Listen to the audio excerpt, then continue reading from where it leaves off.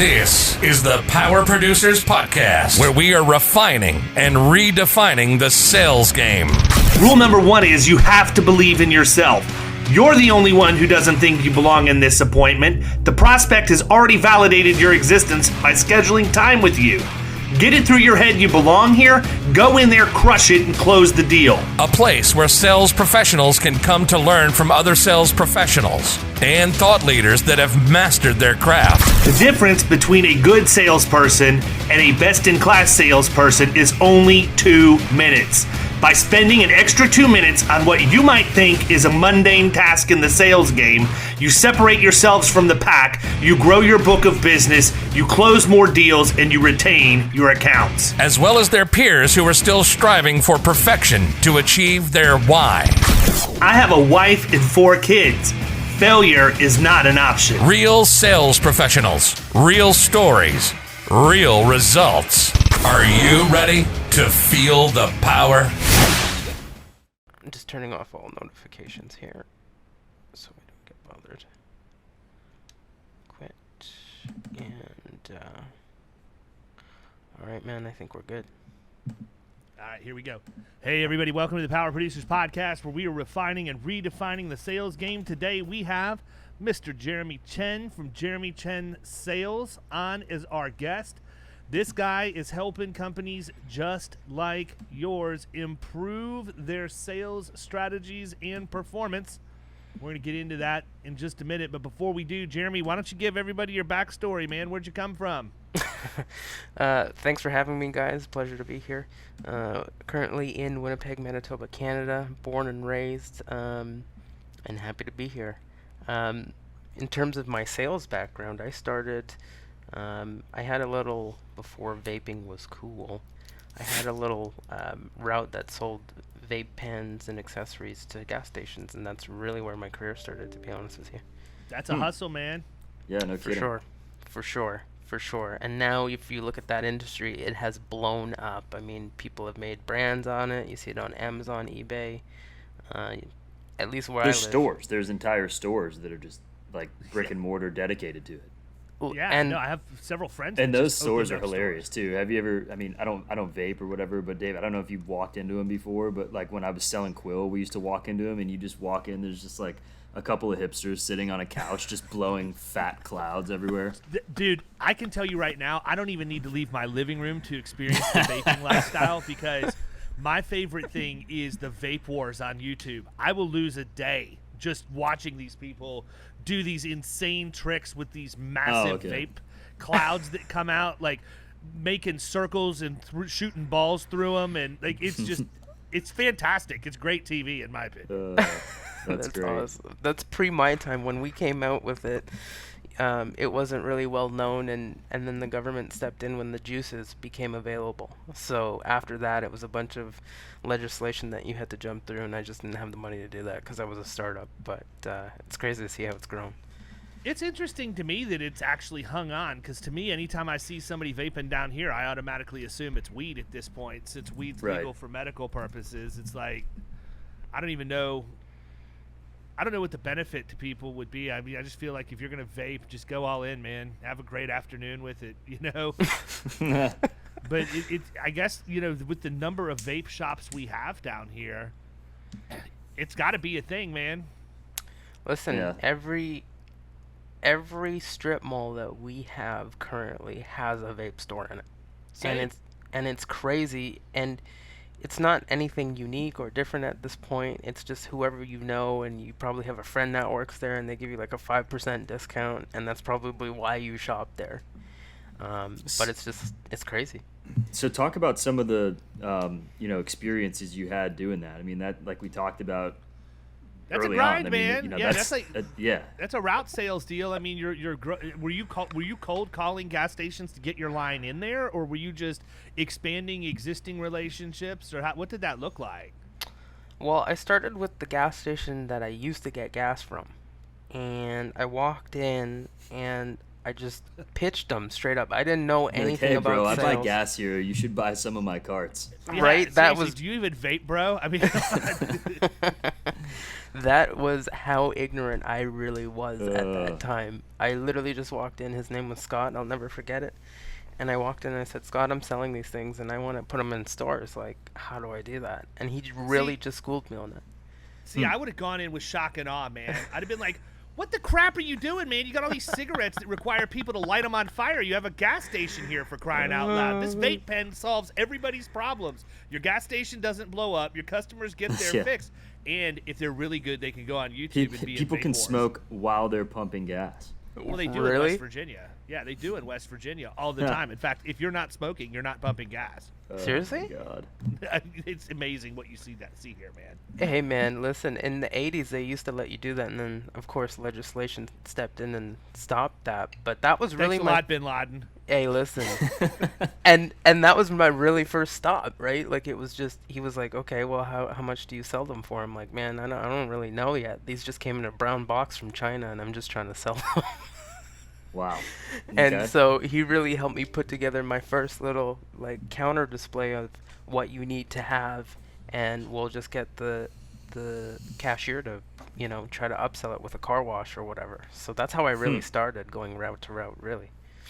Okay, so how did that pitch develop? Because obviously it had to. Not everybody was Scott and was going to help you out. So like, as you started kind of getting your feet under Obviously, you. it had to turn into something, or there wouldn't be Jeremy Chen sales, right? I mean, Right. Well, so it's funny enough. Again, I have no sales training, no sales experience. This is really my first go at it. I went to a Husky down the street that was a competitor, and I didn't know them. And I literally walked in, and I'll never forget it. And I said, I have these new electronic cigarettes. That's how I was positioning them at the time. And I was telling them, I was like, your competition down the road is selling them, and they're selling them with car washes like hotcakes.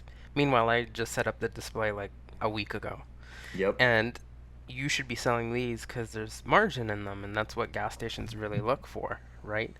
yeah, that because was people don't realize, man, when the price of gas goes up, it's not even a large it's portion not of not the like gas they're still makeup getting is it for taxes. it's not like they're still getting it for 50 cents and they're charging you $4 a gallon. Like, Right, that's but I not how mean, it even works. when you look at the price that's at the pump, a good percentage of that is taxes that are done. It's not the raw cost of the fuel. So obviously the raw cost of the fuel fluctuates, but people see, oh, you're charging $4.50 a gallon for gas. The gas station ain't making that money. That's what I'm saying. They're making very minimal money on the gas itself. That's why standalone convenience stores still exist in parts of the country, because they make way more margin overcharging you for the mini can of Pringles than they do selling you a full tank of gas.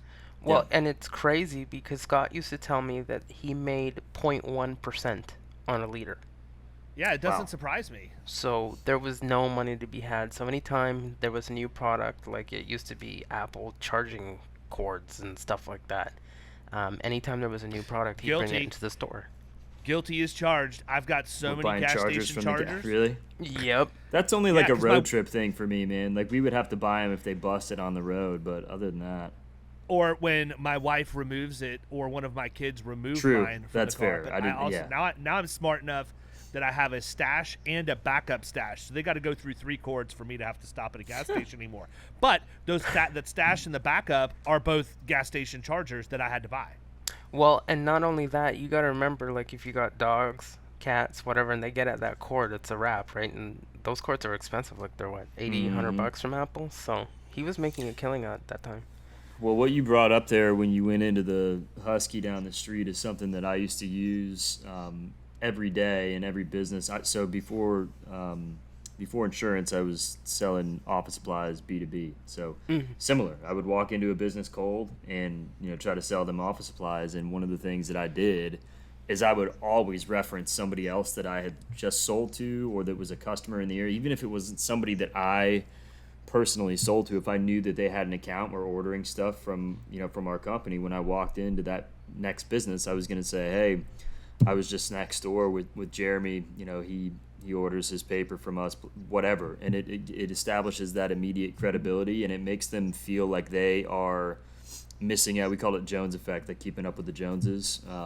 makes them feel like they're missing out on something that that somebody else is doing and having success I think that's with. a lost art in what we're doing right now, man. I mean, that's something that I've always kind of done too. Yep. Not necessarily with the guy next door or whatever, but if I go Same in industry. and I'm dealing with big service contractor, Right. of course I'm gonna say, well, we represent this and this, Mm-hmm. and my argument is always the reason they're able to hire and retain top talent is because we've reduced their total cost of risk to the point they can offer higher wages, offer better benefits, and offer better pricing to their clients as a result. Wouldn't you want to be able to compete with them? Because currently you can't. Yep. Absolutely. Right? It depends So on there's what a big your piece of that. it depends on what your product or service is, but it can be used generally or specifically. Dude, like you the can way use it with your kids, man. Caroline, Ethan's out. You'd be Ethan's out the amazed. front I yard mean, picking if up you sticks. sat right, You know, yeah, exactly. Why are you? I mean, I can't believe you're not out there doing that with him, man. I'm gonna have You'd to be take amazed you how for ice much of cream this today. stuff you do on in your daily life and don't even pick up on it or realize it. But I mean, you're just using all these impulse factors that I learned in my not first real sales job, but one of my first, I guess. I've had a lot of sales Kyle jobs. sold Cutco knives door to door for a while. Did Wow. that. Wow. Sold How you feel about that, hurricane-proof windows Jeremy? and doors. You know what? Those are the hardest, man. Windows and doors and like knives and Kirby Bro. vacuum cleaners and rainbow vacuum Yeah, the cleaners. Kirby's were like those were a thing too when I was just starting out. But I mean, the windows and doors, we would go. This was so sketchy, man. We would roll up into these sketchy neighborhoods in like Seminole Heights and Temple Terrace at like Lucky you didn't get shot. no, 100%. 7:30 at night, go knocking on somebody's door, and I'd pitch them. I had this like script that I memorized. It was probably like, I don't know, the length of a legal pad. Oh my Basically, I was just trying to set up a time for one of our guys to come out and give them an estimate on windows and doors, and it was like a fat commission. I mean, like those jobs were like 30, 40K. So I mean, wow. we made All day. we would make 10% of that or something, and so it was decent. Was Y but, Green a thing back then? Was Y Green a thing where they could roll it into their property taxes and not have to pay? It would just become. I'm part not of sure. their- I never their got home into that mortgage aspect of payment? it. We never talked about Well, that's payment. what they do nothing. now, man. They run around because depending on where you're at, in town. Dude, the company's still alive. I just saw a sign down the street at the end of my street that the company that I was doing that work for is doing a job there. Wow. Yeah, so depending on where you live, they have the ability now to take like solar or windows and doors or AC, any of that stuff, and they can roll it into your property taxes so that you're paying it through your mortgage. Now, the bad Makes part sense. is it amortizes out over 30 years, so that $40,000 job Ooh. ends up being $80,000 if you don't pay it off early. But that's how they're selling it to people who don't know the difference or don't understand how to go in and dig into the math. And we have a guy that I tried to hire. Remember the guy that came to my house to sell me windows and doors that night? Yeah. Interrupted my. This is how good this guy was, Jeremy. Number one, I consider myself to be a reasonably good producer. Okay, I've been in the sales game for almost 30 years in one capacity or another. So I got a little game when I need to have it. I'm very critical of other salespeople. Very critical. Like anybody who feels they're good at something, like especially with salespeople, I appreciate and I want the best sales experience. I want somebody who's the master of their craft selling to me, right? And so this guy comes out and I talk to him and I'm like, I'm in the middle of my dinner. You have 2 minutes at the most. Wow. And he comes out, and I don't even remember what he said to me, but guns blazing, he was absolutely, you could tell he had a script that he had worked down. He was absolutely fantastic, but we're looking for one house we can use as a showcase home in this neighborhood that we can provide with a deep discount on windows and doors. And Wow. I'm like, and he goes, we love yours because it's got, and I'm like, you said that to the guy next door and this guy, for and sure. whatever else. But, But it's going to work with one person on the street. Yeah, That's all you and I need. told him, I'm like, so like 10, 15 minutes later, I let him go and we started talking. I'm like, dude, what are you doing, man? Like, you're actually you have a good sales presentation. You have skills. Why are you hawking windows and doors? You could make so much more money with so much less effort doing other things. Let me talk to you about how you can make $250,000 a year instead of $100,000. Right. And so he actually went and had lunch with me, and we talked. And then one thing led to another. I think that he was in some sort of relationship situation that went south, and he ended up moving away. But I was ready to bring that dude on. And I would have offered him a job on the spot because I knew that I could teach that guy my system, and it would work. Period. Wow. Like some people, you just know that, right? And he fit the profile too. Ex-baseball player, was drafted to play. Anybody who's an ex-athlete. Not that I'm discriminating against people who aren't, but people who played team sports, A, know how to operate in a team, which a lot of people don't. Yep. B, they're mostly naturally competitive and have an edge to them, which I want. And if I can, and the other thing is, if they were any good, and you have to be good to get to that level, they're disciplined. They're going to be practicing. They're going to be working out. They're going to be honing in their craft every single day. And I mean, I would say Kyle and I fit that bill, man. Both played competitive sports, team sports. Both have an edge. Both very competitive. Both very habitual. Kyle's little habits are different than mine, but I mean, we have our set things that we do every single day. And I mean, I think if you go to, you just do different stuff, man. You're way more anal than I am. Way more. Way more. You fly by the seat of your pants, and that drives me freaking crazy. Yeah. Well. Wow. I can't. Too, probably. What's that? I said my wife too, I'm sure, but it's worked out pretty good for 48 years. So That's right. Hey, I'm the same way, man. I mean, different strokes, but we get it done. I'm in between the both of you. I fly by the seat of my pants, but I also need some structure to my day. So. Yeah. Awesome. Yeah, I think I'm probably more along those lines. I mean, it's not that I'm like a complete wildcat, man. I mean, I've got parameters that I operate in. But Jeremy, I'm one of these people that I see an opportunity, I seize it. Period. Good, bad, or otherwise, because you're never going to make money if you stop and take time to think through something and overanalyze it 3,000 times. That's true. Totally. You know what? And I look at it this way. If an opportunity presents itself, I've got good enough instincts after being in the business world as long as I have, that I have a pretty good idea that it's going to make money or how it can make money. So if it's an investment opportunity or something that I need to do to increase the value of the business here or the efficiency, I'm likely to pull the trigger really, really quick because I want to get in before anybody else is in so that I can be, have a differentiator in the marketplace. But at the same time, I'll cut bait just as quick. If I make a bad decision, I'm not going to typically let that bad decision fester. Where I let it fester is with team members. I've let team members go too long. But as far as making decisions to improve a business or improve a process, I am fly by the seat of my pants. You could do a demo with me this morning, and I'll have your product installed this afternoon. If it makes sense, it makes sense. It makes sense. Yeah. I'm just not going to waste any time because to me, I go back to the old Chinese proverb, man. The best time to plant a tree was 20 years ago. The next best time's today. Right now. Yep. Right? Yep. So 100%. I'd rather just go ahead and get the ball moving. Absolutely. And that's a challenge that a lot of people face in the field is we let opportunities go too long. They're not a fit for us for whatever reason. And you know what? You're miserable in that position. Go find something else, right? So you're doing the vape thing, man. What happened after that? Well, it started. What brought that to an end? Did you sell it? Did you just say, you know what? I'm tired of dealing with the vape stuff. The gas station life isn't for me anymore. I mean, I'm always interested by people who've done things that I haven't done before because I respect that, man. I really do. A lot of people might be like, especially things that are a grind. This guy's going gas station to gas station, hawking vape pens. What kind of lifestyle is that? Well, you know what? Don't knock it till you've tried it. I'm pretty sure my boy was making some coin. Anytime you have to put some effort in, you're going to get rewarded for it. But I'm just interested in what that morphed into to get you to where you're at today with your sales consulting. Yeah, man, absolutely. So there was a point in time where I started to notice more of these shops coming, and they had more capital than I did. They had more connections, the story goes on. And I could see that I was getting squeezed out, and I would need more money to have better inventory and stuff like that, and better pricing, all this stuff. And so I went to a new startup that had opened a location maybe 10 minutes from my house by drive, and I went to the owner and I said, look, I'm getting out of the business. The margins just aren't there from when I started. This is about a year later. Just buy my inventory so I can move on. And he did on the spot. He said, name your price and I'll buy any inventory that I can right now. So I gave him a contact list of who I was dealing with and my inventory, and I walked away that day. Had a check, dropped it in the bank, and said, what am I going to do next? Right.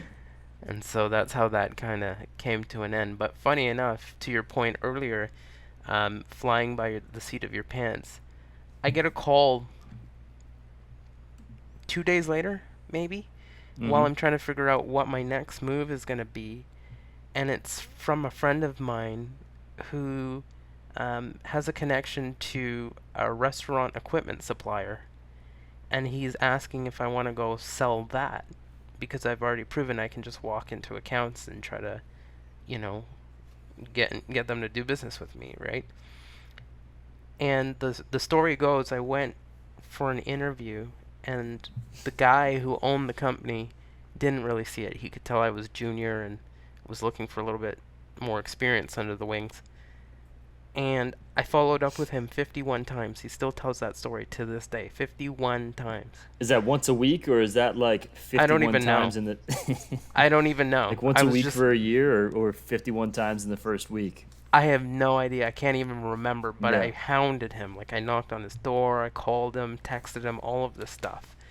And finally, he was like, this kid is so persistent. Like, if he doesn't get the job, then he might just burn my business. I'm surprised he didn't file like a restraining order. He should have, in retrospect. But that was my next gig, was selling POS equipment to the restaurant industry, and that is a grind as well. So Absolutely. yeah. So Yeah, I mean, payroll, credit card processing, all the merchant processing stuff. That all fits in the same the bucket. to me. office supply stuff that I did. We would actually run. I remember a couple times out in the field, I would walk into a business and there was a merchant processing person in there pitching the business, like right as I had walked in, and it was, a couple of the times I was just like, okay, obviously I'm not gonna sit here and wait my turn. I'm gonna come back another time. But one of the times it was a client of mine, and I was like following up, and it was interesting to watch the whole exchange happen, and it was because the dude kind of smirked when I walked in. He's just like, man, I'm just getting absolutely slammed right now with you guys. But so what so you're doing the POS systems, and then I feel like, by the way, I feel like this is the saga of Joe Dirt, like, and I'm Dennis Miller, and we're just like, that's how I feel like the flow of this is going right now. But That's so what you want to be doing when Jesus comes.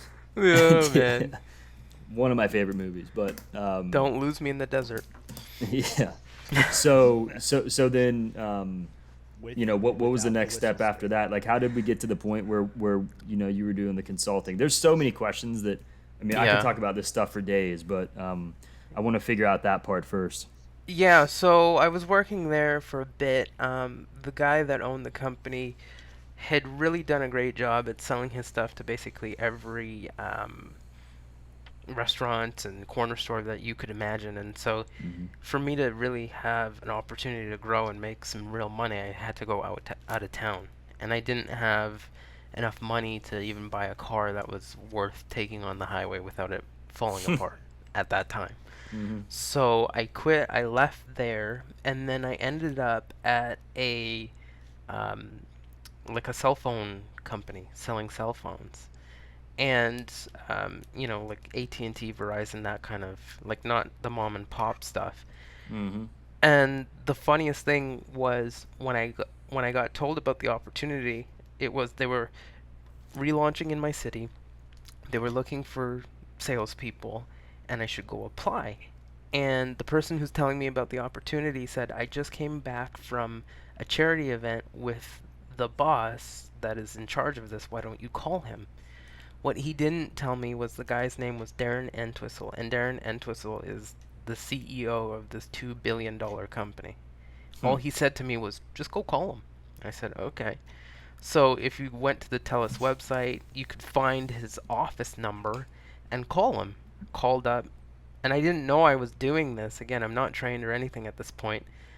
I'm just calling as if I know the guy. Hi, can I talk to Darren? His secretary puts me right through to his cell phone. He is boarding the company jet.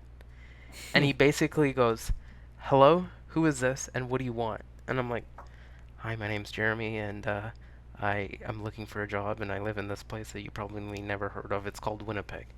And he goes, I don't handle this, and I don't know why you got put through. I'll get somebody to call you, and hangs up on me.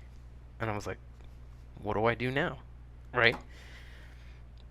20 minutes later, I get a call from a lady who says, "Are you Jeremy? Did you just call Darren Entwistle?" And I'm like, "Who's asking? Am I in trouble?" She goes, Yeah, "No, who no." is this? What do you want? And why did they put you through? Is exactly what I would have That said would've to been- him. Come Right. on, That in, would've Whistle. We can both play this game. That would have Right? been so incredible. So I was like nervous, I'm shaking in my boots, and she goes, "Well, funny enough, we do have a position. I'll introduce you to the sales manager." She makes the introduction, I show up to the meeting, and without even seeing my resume or CV, she hires me on the spot. And that was the start of my telephony career. Did that for a year, excelled at it, got into President's Club and all this other stuff. And then they decided that they were moving to Toronto. That's where they wanted to focus on. And I wasn't in the position to move to Toronto. I was like, what am I going to do now? And then I started a company called Answerphone that did virtual answering services for small, medium businesses because I was already selling like office-grade phone solutions to them. And one of my customers from TELUS said to me, if you can come up with an answering solution that, can take messages when we're out in the field, we'll buy it. And that was my first customer at Answerphone. Then I grew it to over 1,000 customers, sold the company late last year, and then started my consulting. So There we Got go. it. Now So we're there we getting are. the money shot. There I was, you I was go. gonna I was gonna Okay. say, man, we're creeping up on me and Keating here in terms of Yeah, sales yeah. positions. So that's how Yeah, that Kyle, happened. There are very few jobs Kyle hasn't had, actually. It's true. I'm probably not quite as bad. I've done a lot of stuff, but most of it I wasn't smart enough to get paid for. There you go. Same Got for a lot me. of a lot of wildlife experience and things that I've done and places that I've been, but it wasn't necessarily a profitable endeavor for me. In fact, quite the opposite. So how are you helping other people, man? I mean, it's obvious at this point you grew it. I mean, any business, I don't care what you're selling, what you're building. If you can have 1,000 clients in your book of business, you're going to make Strong. good money. That's a solid deal. So how did you get there? Like, did you come up with a system? Do you have a process? I mean, Yeah, so my whole thing is, after I left the POS company, I really... I love it. But just stop for a second. I love it when people say POS company because it's like What they're a talking so ridiculous abbreviation. Like they Listen, couldn't come up with anything Every better. time they say it, I laugh a little bit like I'm in 8th grade. Yeah. I left that POS company. Like you have to have the right inflection in your voice to pull it off, man. And listen, and they used to grill us about it every single time, and to your point, I still laugh about it. But I left that company, and I decided I didn't want to do in-person visits anymore. I wanted to do all my selling over the phone. So that's why the cell phone company was such a good fit for me, because I can get the deals done, and then I'm on to the next one, right? You And have a good phone voice, man. You do think have a so? good- I appreciate that. I think you have a good phone voice, and I don't think you sound very threatening to somebody. You sound Right. very mild mannered. I can see you getting through a lot easier than me. Like, come on in, Whistle. What's the deal? You know, I mean, Yeah. I'm not gonna Right. I'm not gonna be nice to him. I'm gonna call in and close end Whistle before he ever gets through the threshold of that airplane door. Well, But, I mean, I also lose a lot of deals because of that too, right? Because Yeah. I'm that high strung. But to your point, man, I mean, just listening to you talk and the cadence in which you speak, I can see why you would be successful getting through to people on the phone because that's important. Well, I appreciate that, and people ask me what my secret is, and it's just I pretend like I know you, whether it's Dave or Kyle, right? Hey guys, Easiest nice thing to to do. see ya. You know, like we're sitting down for some wings and beer, right? Like it's that straightforward. But to answer your question about process, what I really developed at the phone system company was this: I want to be able to call somebody who I don't know, give them a pitch that is so enticing that they just have to go, you know what, I already have whatever he's buying, but it's just so intriguing. Stop me in my tracks, let me listen to this, and decide if I'm going to buy it. So it's not a one-call close, but it's enough to get me in the door to book a second appointment. And it can be on Teams, Zoom, Google Meets, like whatever, right? So long as I don't have to drive to the physical location. That was my whole process, right? And I would touch somebody 7 times over the phone before I would say this isn't a good contact and I'm moving on. And I really built it from there. Refined all my scripting and everything. To this day, I will call somebody on the phone and say, look, Kyle, this is a sales call and I'm calling to solicit you something. You can hang up or give me 30 seconds. And people 80% of the time will give me the 30 seconds to explain why I'm calling, and that's You know built what? into my script. I heard a guy last week. Ryan Stillwell is a friend of mine, and he's in our mastermind group. And we were going back and forth about. He's working on calling to set appointments and stuff, and so he'll send me call recordings to listen to what he's saying to business owners, to get them on the phone, and it blew me away. Number one, he was pretty good about getting through. Like getting to the right person. Like getting to the person, getting past the gatekeeper, just by asking and saying, "Hey, Tap the battle, man." Yeah, I mean, I'm not gonna look, Ryan. You're probably listening to this. I'm not gonna say that Ryan was overly slick about how he did it. He was basically just very matter of fact. Like, here's what I'm calling for. Can I talk to this person? And then when he got to the right person, what he said was, "Would you hate me if I told you I was calling to talk to you about your insurance?" Like, that was his icebreaker. And, like, everybody just sort of chuckled. They're like, Yeah, exactly. No, man, I get so many calls at this point, I'm immune to it or whatever else. But that person could have gone a completely different direction if he didn't have a way. That caught them off guard, right? Because I don't think people are expecting for you to be honest about what you're calling about. Like, everybody tries to dance around it. So for you to say, hey, look, I'm calling to solicit you for something, you can either let me have 30 seconds or not. You just set the ground rules, right?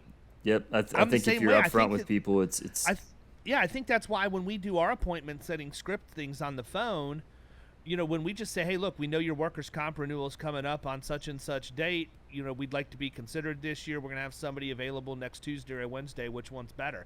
You know, they already know. We're not going to take no for an answer, you know, but we also want them to understand exactly why we're calling.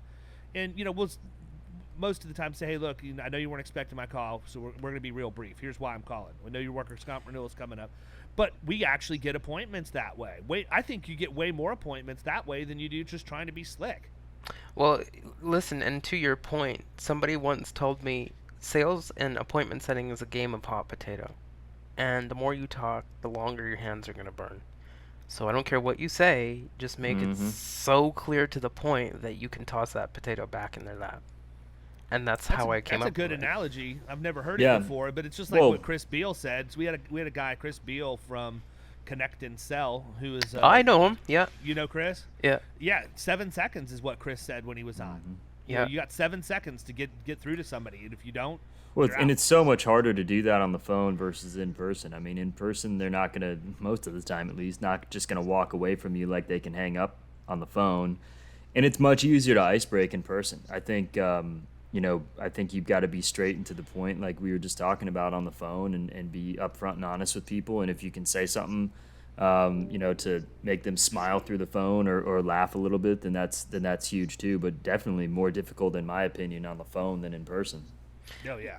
And you know what? It's funny because now I'm so used to being on the phone that when I show up in person, I'm like, how do I do this again? Like, it's just a different language for me, right? So it would be awesome if you had your cell phone and you just took it out and pretended like you were talking on your phone, even though you were talking to the person in front of you, just so you were comfortable doing it. But the thing was, like, the consulting really took off in COVID because we couldn't get in front of anybody, right? And so everybody's like, well, how do we use this phone thing? And, what do we do? And you know what I mean? So it was a complete mindset, and it really, haphazardly or whatever, helped us grow.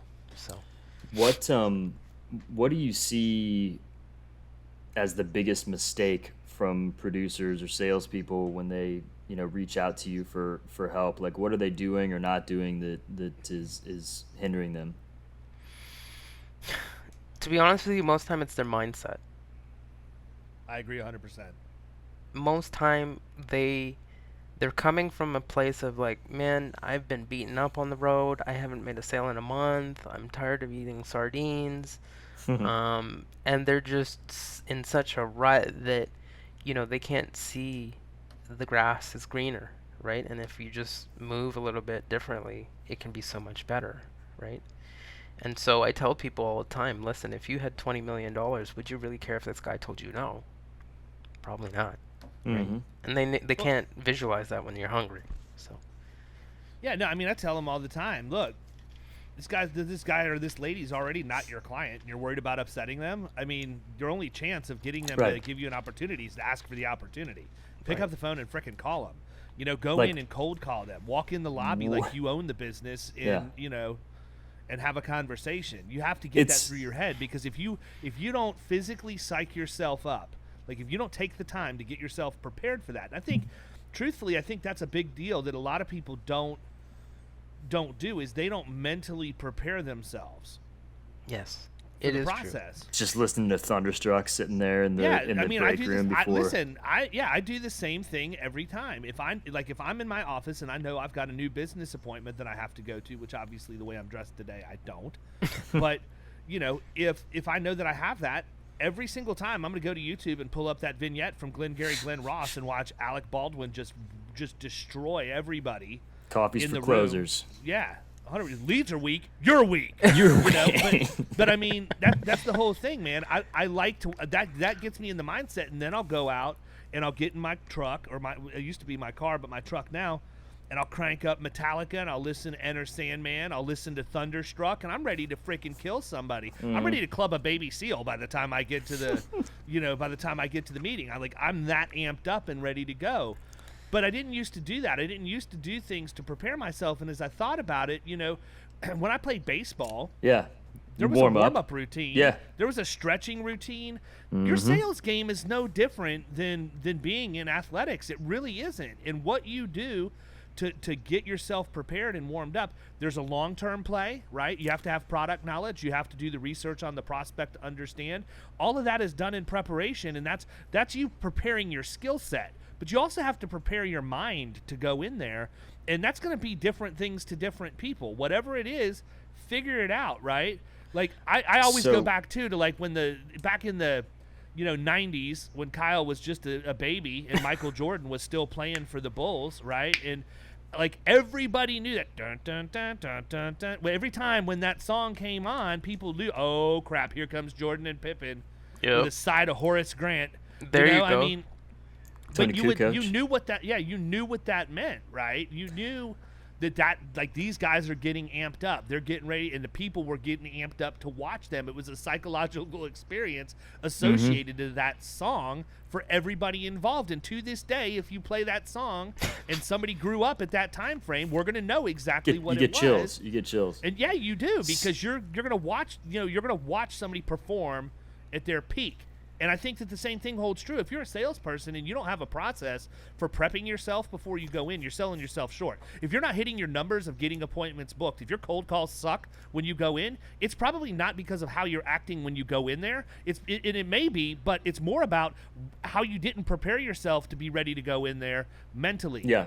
We all have the skill set. The skill set never leaves. Yep. And that's true. just it. I think it's the mindset, and people have the fear of being rejected. My dogs are about to go crazy. They have the fear about being rejected, but another parallel with the sports is like I didn't ever go into any game like worried that we were going to lose or anything like that. Like right. I went in, making sure that I was prepared and ready to go and had a good week of practice, and then once you're out on the floor or the field or whatever it is, you're in there and you're good. And it should be the same, with sales. And I think you kind of need to be able to get in that mindset. So I totally agree with what you said, Jeremy. It's the biggest mistake that I would see from producers on my team was just not believing in themselves that they were going to go in and close the deal. Well, imagine if you were a UFC fighter and you're standing across the octagon from whoever you're fighting, and you're thinking to yourself, this is going to be a rough one. Probably going to lose. Yeah, probably going to lose this one. Not even sure why I'm here right now. I mean, it's ludicrous to even think of something like that. Well, but if you're a salesperson and you're preparing and you're getting ready to walk into a meeting and you've done nothing to prepare for it, and you've not gotten yourself psyched up mentally, it's every bit as ludicrous as a mixed martial artist standing across from another person in the octagon saying, it's going to be a tough rough. one. Yeah, little ring rust. Start stretching like 30 seconds before they tell you to get it on, I mean, it sounds crazy, but that's how people operate, and then they want to complain about their results. Well, it's true, and a lot of people, when I ask them, they come to me and they say, how do you cold call? Well, how did you learn to walk? You started crawling, right? Yep. I learned by just doing it. Nothing I came up with came from some textbook, right? And a lot of people There's no magic pill. It's just all doing. Yeah, Listen, and if I could come up with a magic pill, I think all three of us would be very, very, very rich right now. But Yeah, I mean, I'd start selling it at gas stations. listen, and I probably have some of those same contacts, so it would probably Yeah, be a great let's starting do it, point. man. It would be even better if we could turn it into vape cartridges. Yeah, listen, and there's people just smoke Right. smoke Take a the hit sales when skill. Take a hit before you're ready to go in. But I mean, no, I agree with you, man. I think there's things you can do to sharpen your skill set. You can listen to podcasts. You can read books. You can find out. I share everything, about what works, and Kyle does too, about the things that work for us. And some people use that. Some people don't use it. Don't necessarily try and copy everybody, because what works for me may not work for you. No, you got to grab different but things. grab different things and then make them your own and figure out what your own style's going to be. But the only way to do it is to do it, man. Like, how do you learn to dive off a diving board? Well, let's see. You probably have to start by jumping off a diving board. You can't. I can see some like advanced dive training center with like a cable rig, like in Mission Impossible, where you're diving and it's catching you right before you hit the ground. No, you go and jump off the side of the pool. Your parents catch you, then you learn to swim back. Then they catch you off the low dive. Then you get comfortable doing that, and then you go to the high dive. I mean, you progress through things just like you do in your sales career, and I think that's it, man. You just have to do it. And again, that's mental. That's exactly it, and a lot of people out there are afraid to fail. And I'm like, what do you really have to lose when you fail? Nothing. You come away with a new experience, right? Yeah, exactly. And so many people will sit there and they'll tell me like, I made 8 calls today, and I'm like, great. What did you learn? Well, nothing. I went straight to voicemail. It's like, well, I guess you got to pick up the phone and get back to work then, don't you? Right? So Right. that would be my message to people is like, listen, don't be afraid to fail, right? Like just do it. Jump off the diving board, go out and meet some new people. You'll never know what will happen. So I think that's fair. I hate when people ask me this question because I can never think of it on the spot, and I've just got such a deep memory bank of situations. But do you have like a favorite sales story or deal that you got done or something like that? You've got a bunch of sales experience both in person and over the phone, so it's got to be something in there. That is a tough question for me to answer. One of them comes to mind. It was an HVAC company when I was at the cell phone store, and it was my biggest deal at the time of being there. And the guy said to me, I love everything in this proposal. I only have one problem. And I said, that's fine. What's your problem? And he goes, I don't buy anything from people that I haven't seen in person. Right? So in other words, he wanted me to come down there and meet him. And I said, that's fine. I have a rule too. And he goes, what's your rule? And I said, I don't come back twice. And so he went silent for what seemed like 10 minutes on the phone, and he says, okay, send me the contract. I'll sign it and send it back to you. And he did while I was still on the phone with him. Nice. And I love that story simply because a lot of people would have taken it as, oh no, now I gotta break my process, go see him, which I would happily have done.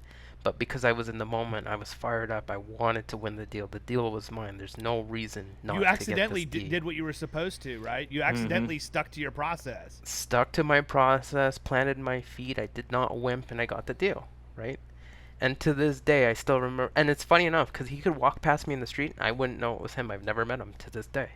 But if I call him on the phone, he'll know exactly who I am. So that'll be probably my favorite. I think that's a good point, though, man. I think that there's a lot of people. I mean, look, we fight this in our industry every single day because I can tell people till I'm blue in the face when you go and talk to a new prospect, talk about everything but the insurance. The insurance is the last piece of it. I mean, they already assume you know what you're doing there. Talk about your value adds. Talk about what you can do on a safety training and a risk management side and all of this other stuff. And, if they stick to that, even through the point where it's uncomfortable, because there's always part of the issue too is, and you bring this up, it's our job to educate our clients and prospects. We have to educate them. That's how that's how I sell, is I educate them about the benefits of doing business with us specifically. And I can tie that back to financial modeling and everything else that I need to. But too many times we're salespeople and we're not educators. I was watching you don't know this, Jeremy, but I have a little bit of a reality show that I put out on YouTube for insurance producers that are working to get access to my ecosystem online. Oh wow! And they compete for it, and it's a sizable prize. It's worth about $25,000. Wow! And so I give one a winner, and so we put it out every week. And as I was watching the episode that we dropped this week, I watched one of the coaching calls, and one of the things that we focus on is total cost of risk. Okay, we look at all of the things that go into a company's risk management function, not just what they're paying in insurance premiums, because there's a lot of other stuff that goes in there. And so that's always a much bigger number, but if you can control everything outside of the insurance premiums and you can make the risk profile of the account healthier, then the insurance premiums automatically drop because it's a much better risk for an underwriter to take. And I watched one of the contestants talking with the coach saying, well, how many people even know what total cost of risk is? And she's like, because I'm thinking if they don't even know what it is, they don't care. And I'm thinking, you completely missed the boat. Completely. Right. You completely missed the boat because you missed your opportunity to educate all of those people on what it is and explain to them the difference and explain to them how what people have done to purchase insurance for their business in the past is bad compared to what you can do if you follow this It's funny because in my head when you're telling that story, I go, exactly.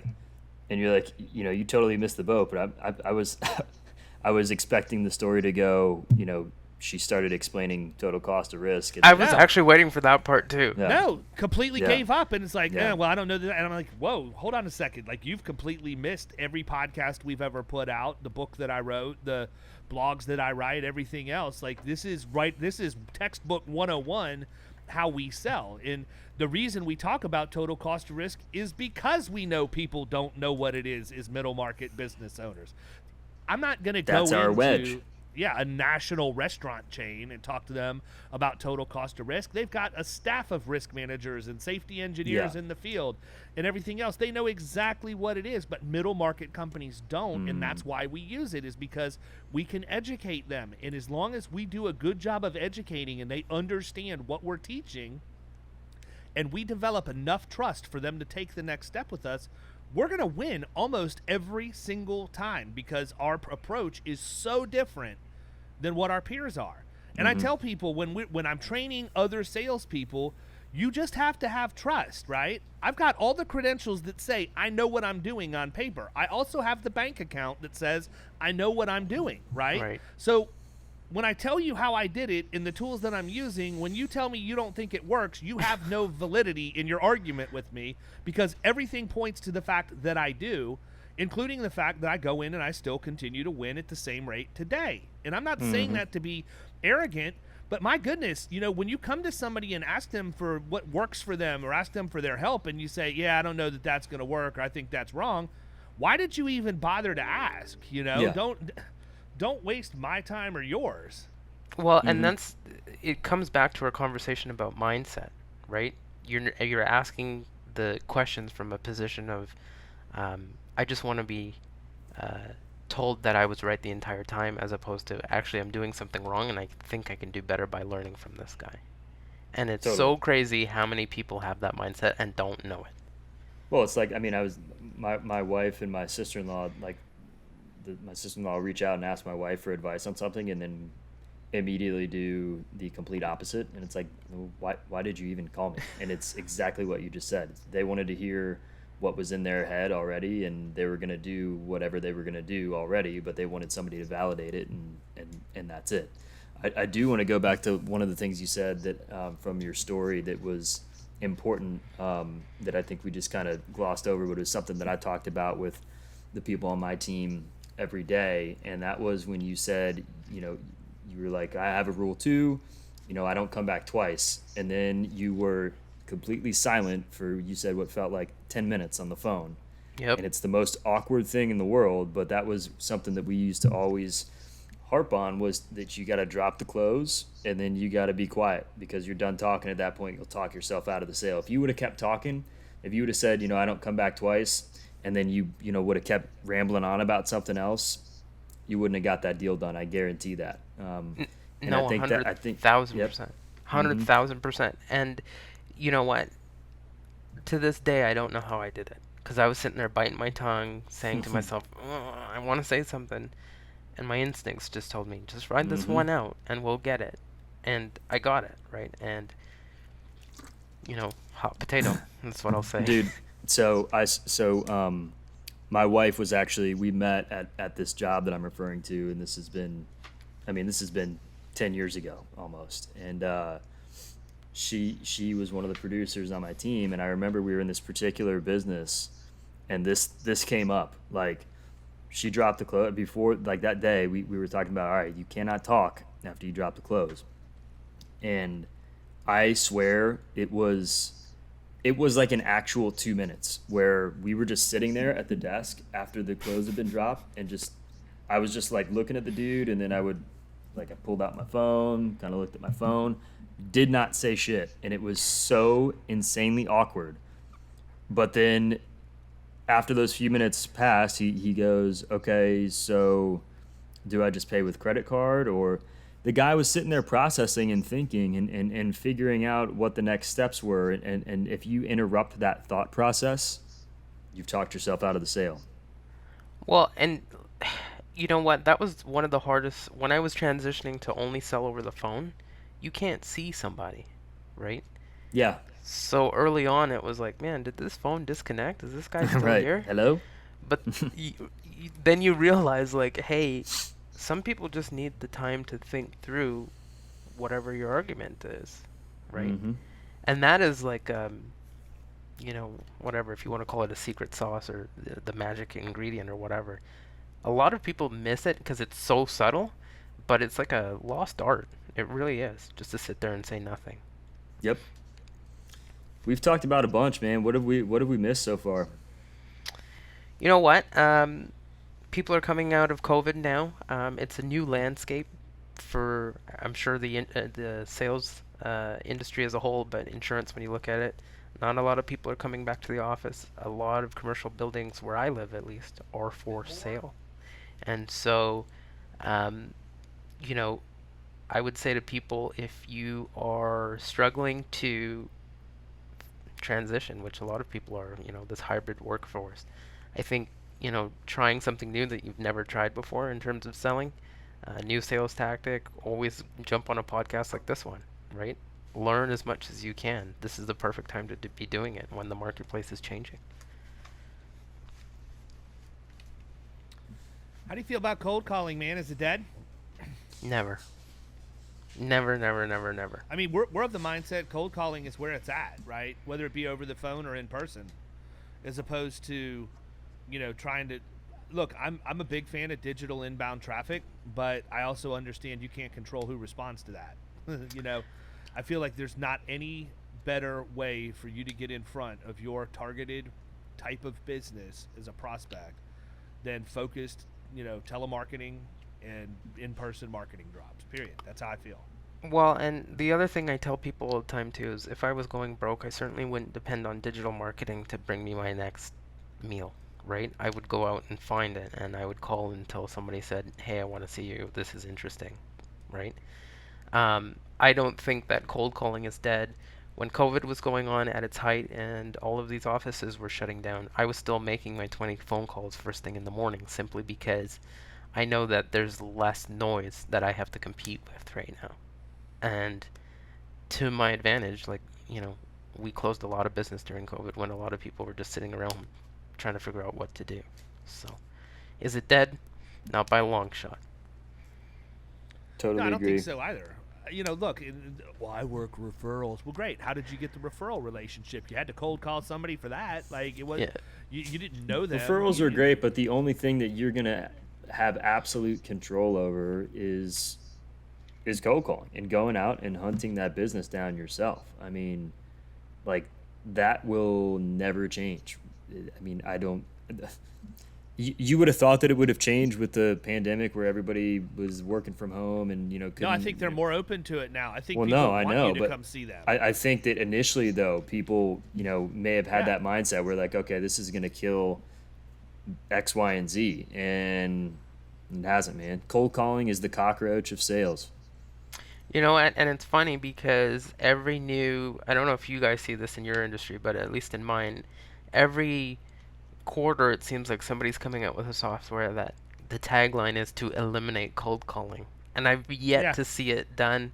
This is not a McDonald's kiosk. You can't just walk up to the thing and punch in your order. You know what software we have? We have software to enhance cold calling. That's what we have. There you go. To make our cold calling easier and a better experience. That's why we use HubSpot in the agency.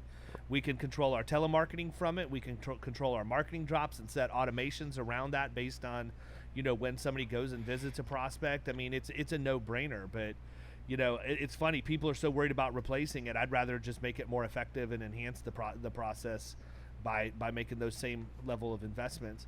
So listen, man, you're working with middle-sized companies to help their sales force. We haven't talked about that at all. And before we run out of time, I do want you to talk a little bit about what you're doing in your company and how people can find you and learn more about that, because that's ultimately why you want to come on the podcast and be a guest, is to have everybody hear what you're doing. So this is your shot, man. Shameless plug. Let's make it happen. Yeah, appreciate it. So what we're doing right now is we're working with sales teams in insurance, tech, transportation, marketing, just to name a few. Telephony, of course, is my background, as you guys know. General pain points that we're seeing is not enough top of the funnel work, not enough prospecting. Deals are getting stuck and not closing, not crossing that finish line, or simply the behaviors that are attached to the mindset that you need to have as a successful salesperson. So we go in, we develop programs that these people can follow. The same process that I followed when I started out my career and did really well over the phone is now what we're giving to our customers, and they're really doing well. Catch me at jeremychensales.com. Send me an email at jeremy@jeremychensales.com, or find me on LinkedIn, Jeremy Chen. The name doesn't fit the description, but I trust it's me. So yeah, Good that's deal, what we're man. doing.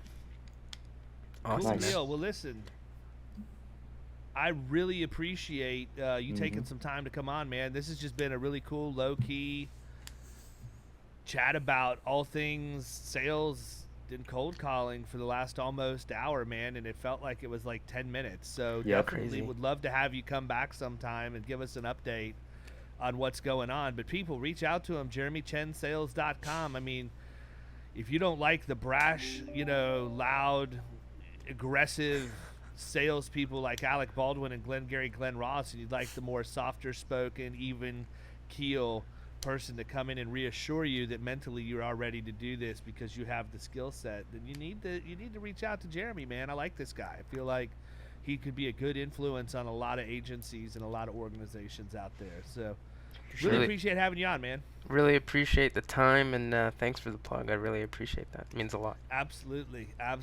Everybody else, we'll catch you next time. See ya.